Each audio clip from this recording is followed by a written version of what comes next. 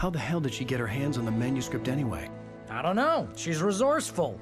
I told you you were too hard on her. Listen, I found out all sorts of interesting stuff while I was digging around. Yeah. Mr. Wake, it's Sheriff Breaker. We have an FBI agent here, Agent Nightingale. FBI? He's anxious to see you. You'd better come to the station. Okay, I'll be right over, Sheriff. Let's make this quick, huh? Help you folks? Name's Randolph. I'm the manager. We're looking for Rose. Works as a waitress down at the diner. Rose, sure. Nice girl. Who wants to know? I'm Alan Wake. The writer, huh? I heard on the radio you were visiting. Well, I'll show you her trailer. That Rose, she's a nice girl. Always pays her rent on time.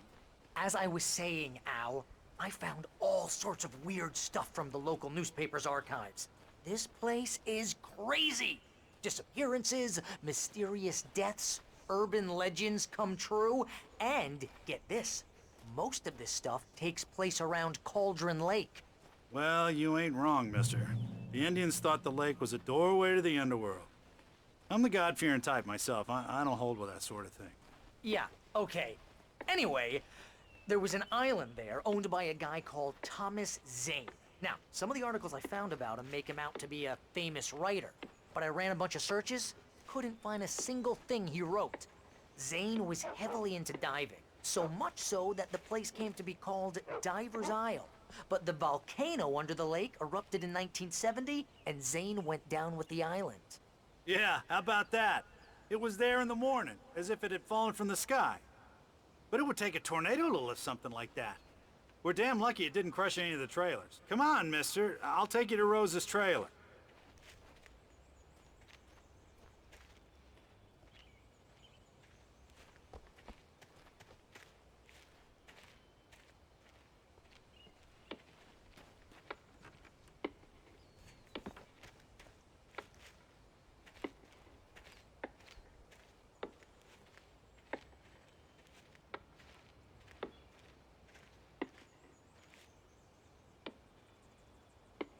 It gets better. A local girl, Barbara Jagger, drowned in Cauldron Lake just a week earlier. They were lovers. Sure, Jagger's a local spook story. The Scratching Hag. Comes for you in the dark. Childish stuff like that. Anyway, Al, I'm just getting to the best part. All of the articles about this stuff were written by Cynthia Weaver.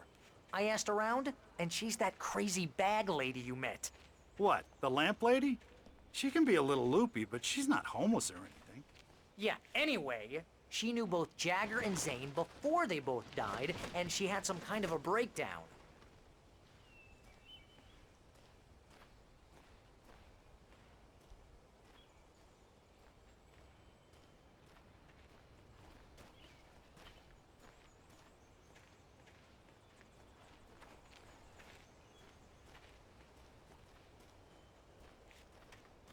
Well, mister, this here's Rose's trailer. You mind me asking what you want with her? We're just here to talk to her, pal.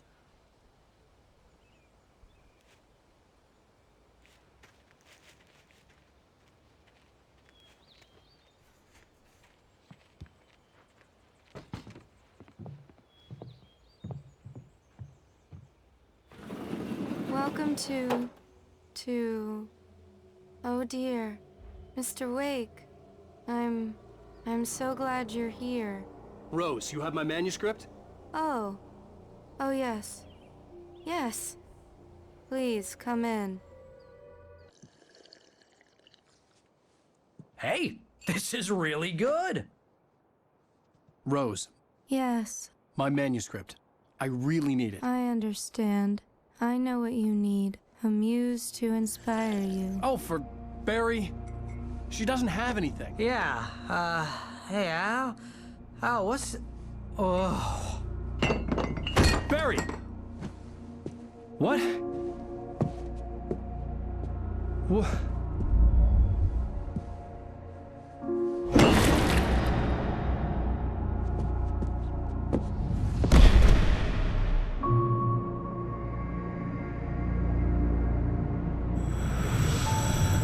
It's coming for you, hiding in my barber's skin. I'm too weak to stop it. You must turn the lights on. I promised I'd come visit you and your lovely wife. You must finish what you started. I insist. You must turn the lights on. Turn the light on. Back to work, boy.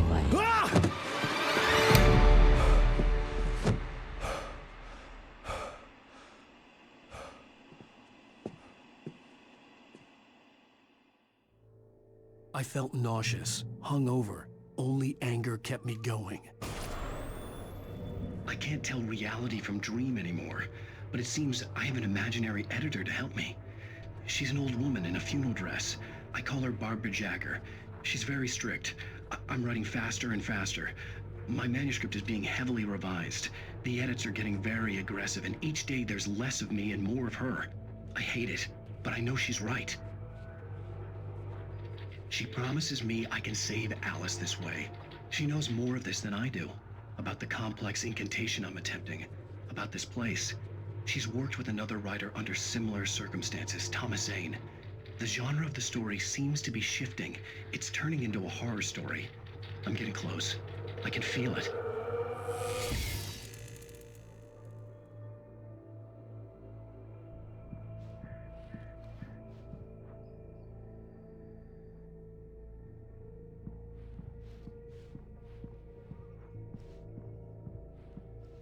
Rose took a day from me. I had less than 12 hours left to meet the kidnapper. All I could do was get Barry into the car, work something out once I got on the road. Welcome to the Oh Dear Diner. What can I get you today? Coffee? I couldn't work up much hate for Rose. Something had used her to get to me and left its mark. First refill is free. Milk and sugar on the counter there. Would you like to hear today's specials? Thank you. A nice day. Come back soon.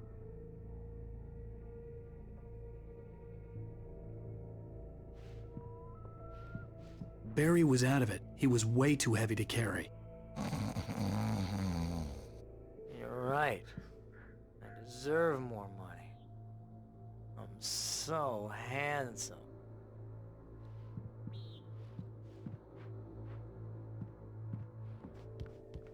My gun and flashlight were gone. I'd have to find a way to get Barry into the car as quickly as possible.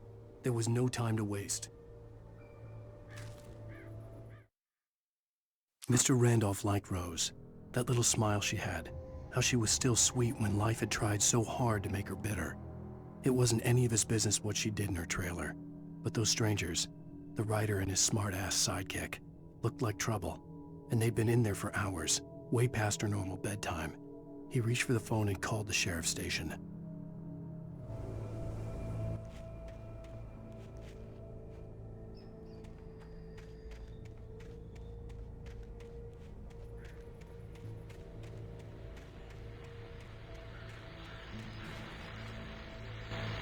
I just stepped outside to catch a breath of fresh air. Let me tell you, the weather's getting heavy. Nights like this make me especially glad I'm here talking to you and not home in bed. Once the weather takes a turn like this, I can't sleep at all. It's all tangled bed sheets and dark thoughts, punctuated by the occasional plunge into nightmare. Is it just me? Well, perhaps it is. But I hope I can make the night a little bit easier to get through. Caller, you're on KBF FM. Hey, Pat, it's Walt Snyder. What's on your mind, Walt? Well, I am the way you are, but, well, I can't sleep either, you know? I just been staring out the window here, trying to make sense of it all, but, I ain't been drinking either, you know, I just... Well, you sound like a man with a problem, Walt. I had argument with Danny, and, then I got in trouble with the law, and, I'm just, well... I heard something like that, Walt. Yeah, well, Danny's my best friend. friend, and, they let me out on bail today. And now I'm just alone here at the window, you know, waiting. Man, and there's something in the air tonight, man. I was just outside looking up at the sky above our broadcast tower thinking the same thing. What are you waiting for, Walt? I don't know. You know, something's gonna happen. You know, I think I better go. Well, Walt, maybe... No, thanks, Pat. Well, good luck to you, Walt. Hang in there. Let's take a little break, folks. This weather's really something else, huh?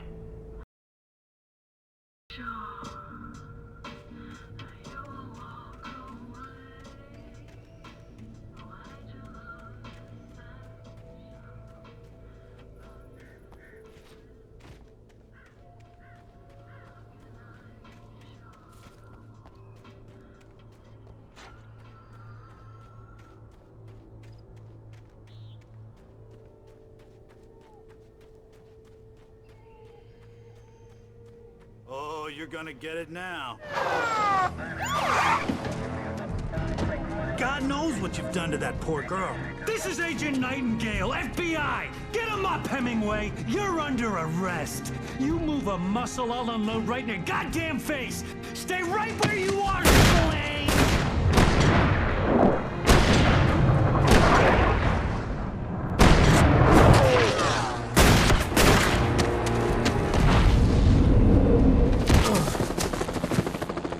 What are you? I'm standing right here, you goddamn maniac! Kidnapper.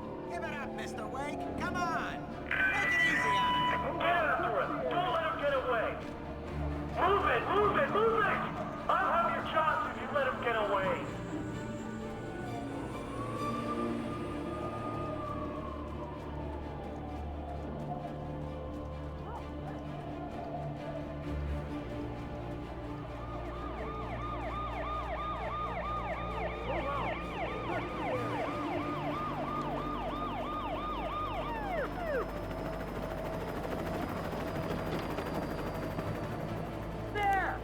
There he goes! Okay, men, keep your eyes peeled. He's gonna try to make it through here. Go! Oh, damn. Fan out! Hey, don't go there! I'm damn it! Keep an eye out! God damn it, where did he go? Wait, keep an eye out!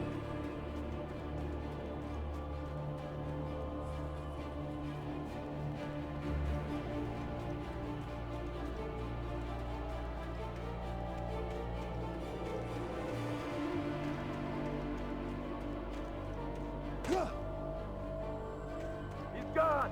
Come on, guys! We need to head him off!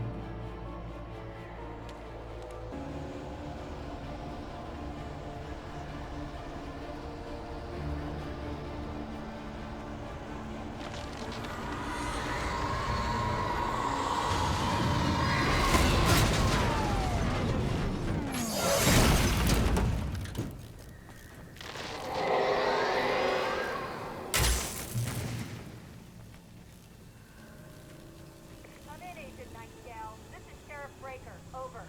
Nightingale, over. What on earth is going on? My deputy...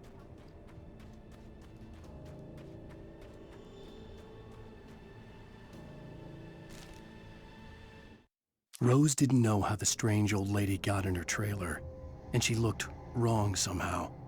The woman showed her teeth in an approximation of a smile and traced a finger down Rose's cheek. "Pretty girl," she said. Rose felt as if she was falling asleep, but her knees didn't buckle. The crone spoke in a whisper, her words ice cold and dark in Rose's ear.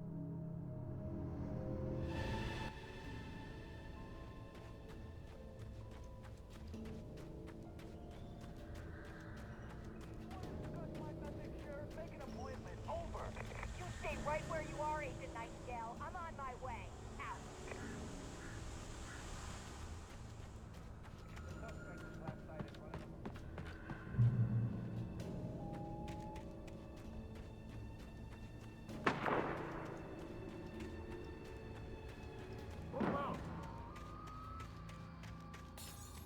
Search the area!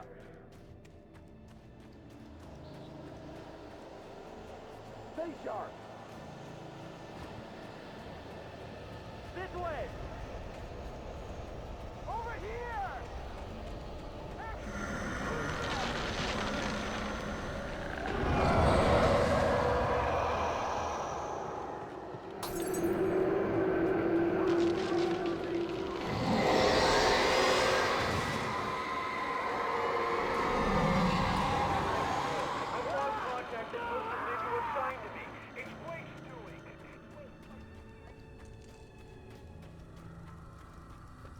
This horror was everywhere I went, circling me.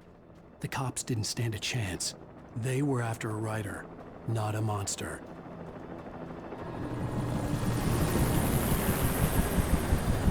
You on the ground. Hold it right there. There's nowhere to run.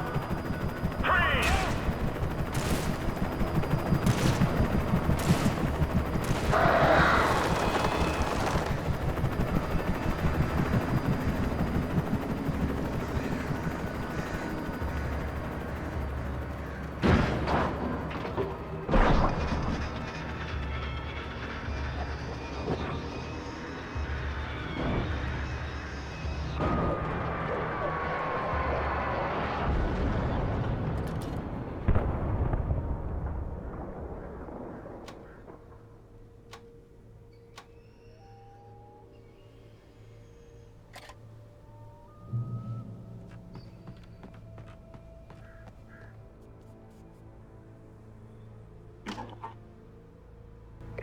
This is James. Mulligan, Thornton, come in. Over. Thornton here. James, we got both Wheeler and Rose in custody. They didn't put up a fight or anything. Why, they were... Hey, Mulligan, what are you doing? Come on. Sit down and give me that. James, Mulligan here. Over.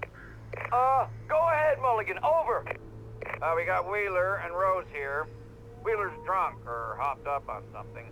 Speaking of which, that Fed had a pretty distinctive whiff of Otis Scotch about him, if you know what I mean. Over. I don't have anything on that, Deputy Mulligan. Over. Well, whatever. Anyway, Rose is just being plain weird here.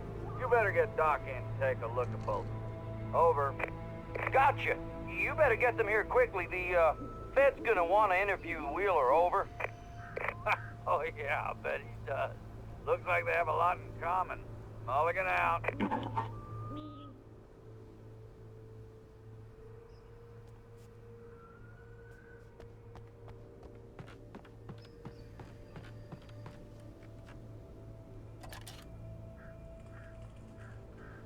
I could see the lights of the radio station in the distance.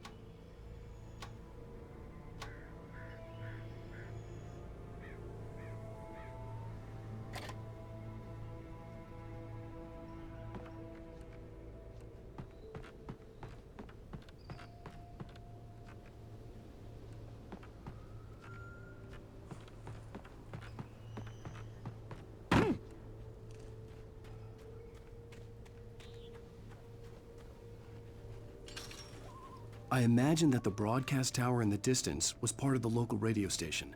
Maine seemed like a decent guy. Perhaps he could give me directions to the coal mine.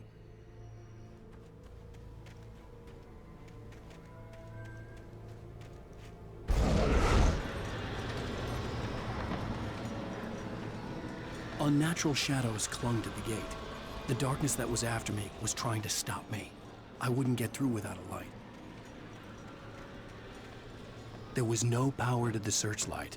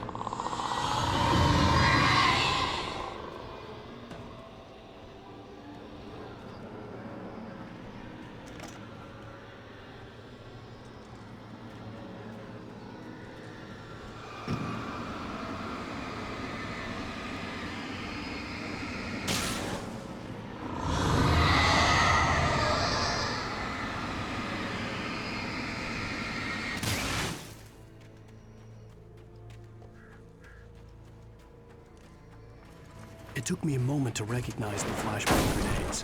They were an ideal weapon for my situation. Team 1, come in. Over. Team 1, this is Sheriff Breaker. Report. Over. Team 2, come in. I need a report. Over. You have the right to remain silent.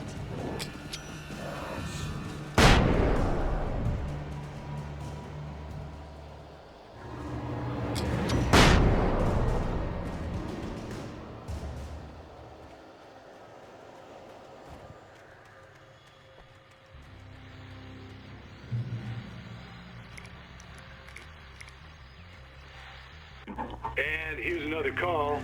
You're on KBFFM with Pat Maine. It's Milt Peabody, Pat. What's on your mind, Milt? Well, I live near the trailer park, Pat, and there's a big ruckus going on over there. Well, that's just up the road from me, too. What's going on, do you know? I don't know, but there's a bunch of police cars there, lots of sirens, a helicopter buzzing around, and I think I heard some gunshots. Gunshots? Yes, sir, like from a pistol. So can you find out what's going on? Because it's just next door and they're popping off guns there. They're still shooting? No, it was maybe 10, 15 minutes ago. It sounds serious, Pat. I'm telling you, it don't sound like no party. Well, I'm certainly going to give the station a call, Milt. Okay. You'll hear it here as soon as I hear from them. Okay, thanks.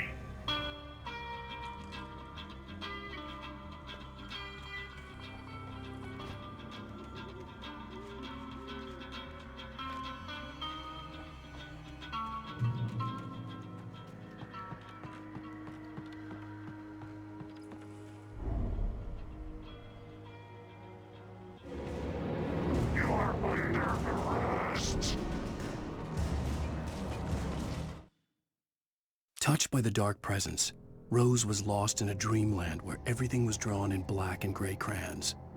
The old lady had promised her that all her wishes would come true. She would be Alan Wake's muse. She was smiling so hard it hurt her face. She crushed a bottle full of sleeping pills into the coffee. Deep down inside, she was screaming in terror.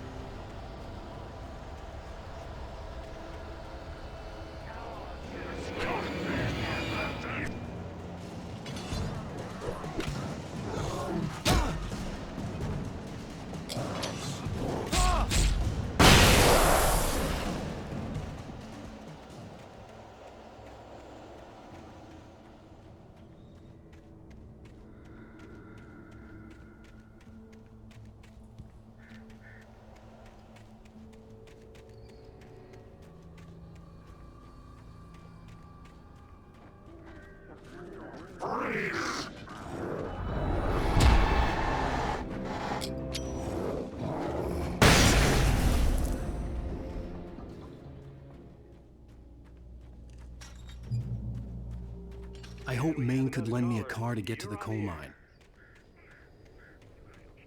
Why, hello, Lorna.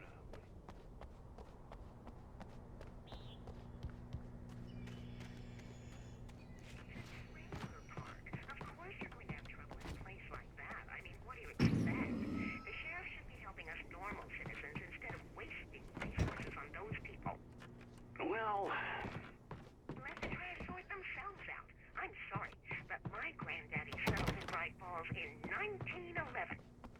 Well, thank you very much for that compassionate viewpoint, Lorna. Oh, here's a little surprise. The famous writer Alan Wake just walked in. Folks, I'm going to see if I can talk him into an interview. Come on in, Mr. Wake. Oh, I'm so glad you could find the time to do this, Mr. Wake. Nowhere to run now, Dan Brown. You back away from me. Don't hurt her. Whoa. Everyone calm down. Put the gun down. We're all friends here, right? Cool your jets, Nightingale. We got him. Shoot, priest! What the hell's the matter with you? There's a civilian in there.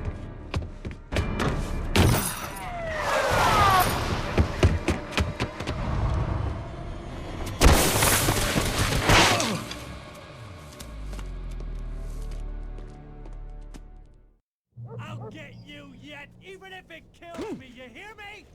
You hear me, H.P. Lovecraft? I had fallen off so many cliffs it was ridiculous. That's what you get for naming a book The Sudden Stop. It was probably good I hadn't had the chance to tell Maine where I was going. I'd have to lose the cops and find my own way to the mine. Nightingale stared through the broken studio window into the dark woods. He turned around, started to walk out, but Maine grabbed his arm. "Young man, you almost shot me.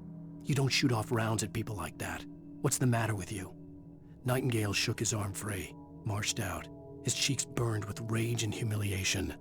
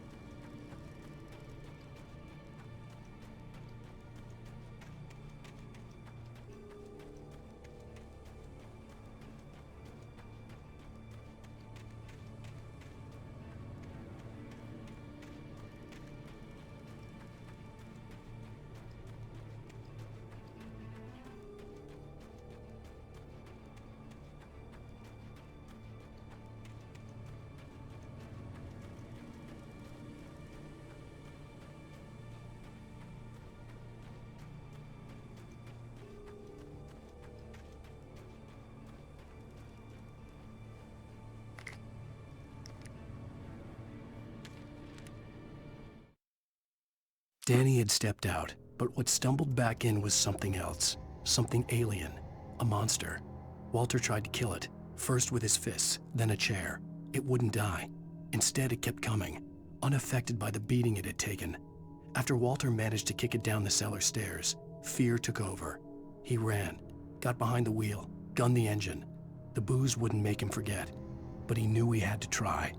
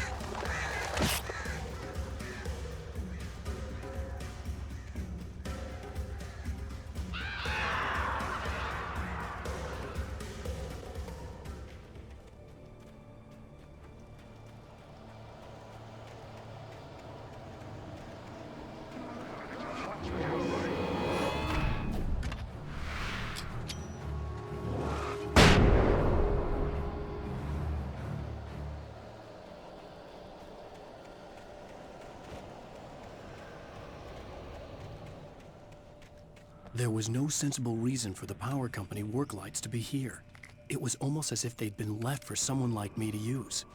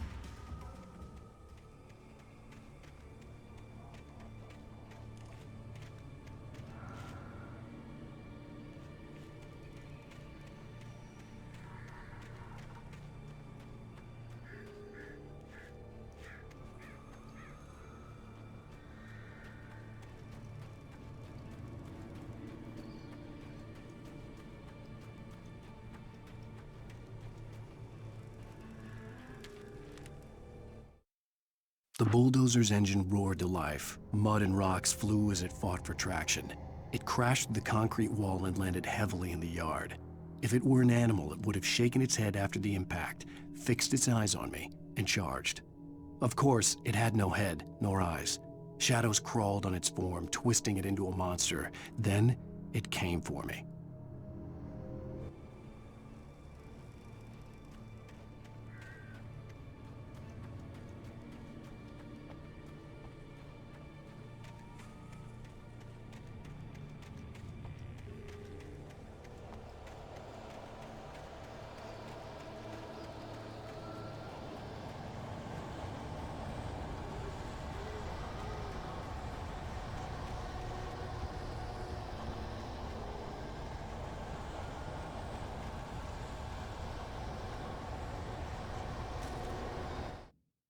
Sarah trusted her gut, and her gut said Agent Nightingale was an asshole.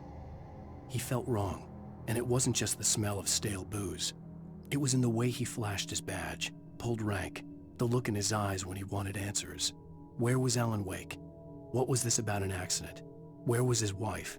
And most importantly, why did she let Wake go? He wouldn't answer her questions. Federal business was all he'd say.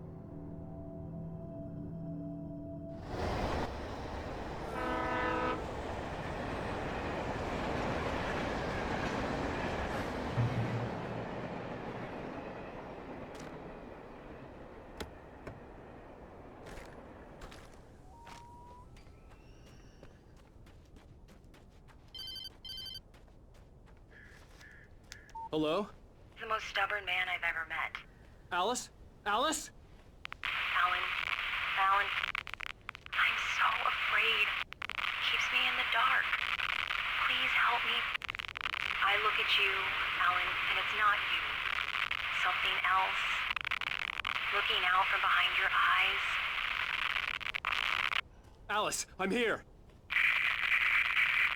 I'm so alone here. It's all gonna go to hell. You need to be careful. Cooperate. The connection had been terrible, but that wasn't the only thing that hadn't been right with the call. She sounded wrong somehow, but she had called me.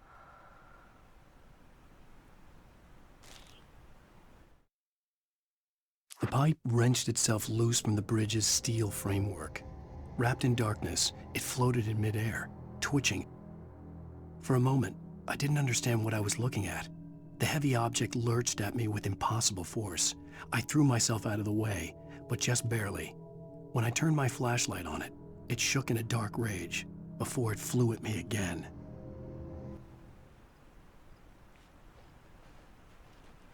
I could see a railway bridge up ahead and a warehouse of some sort on the opposite shore. I hoped I could find a car from there,